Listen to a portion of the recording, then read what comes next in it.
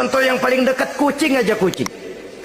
Kucing ya, kalau memang ikan boleh nyolong dia curi di dapur ikan itu, makannya nggak tenang dia, matanya selata plotot, ada kaleng jatuh lari kencang bener dia.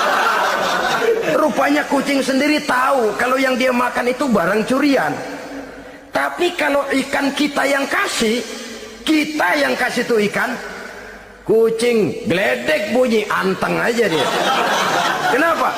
Dia tahu benar ikan yang dia makan itu ikan yang didapat dari pemberian orang.